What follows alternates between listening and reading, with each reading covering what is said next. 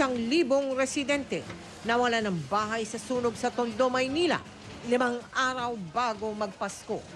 May ilang nanakawan pa. My friend, it's our rate.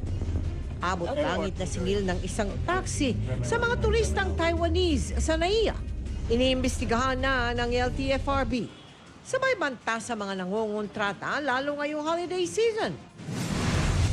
Sa Quezon, van nahulog sa bangin. Palulutong na perang pang-aginaldo ngayong Pasko? Nagkakaubusan na nga ba sa mga bangko? Exclusive! Sanggol na isiniksik sa eco bag, inabandona sa simbahan. 2 pulis at kanilang station commander sibak sa pwesto dahil sa pagkalat ng video ng aktor na si Ronaldo Valdez matapos nitong pumanaw. Sumbong ng isang ama tungkol sa anak na nagkaroon ng ibang pangalan sa birth certificate, tutugunan ni Kapuso Action Man.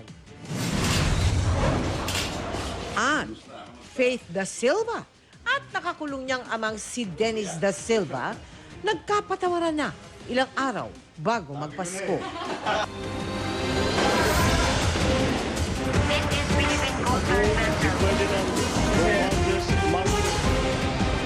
Live mula sa GMA Network Center, ito ang 24 Oras. Magandang gabi po, Luzon, Visayas at Mindanao.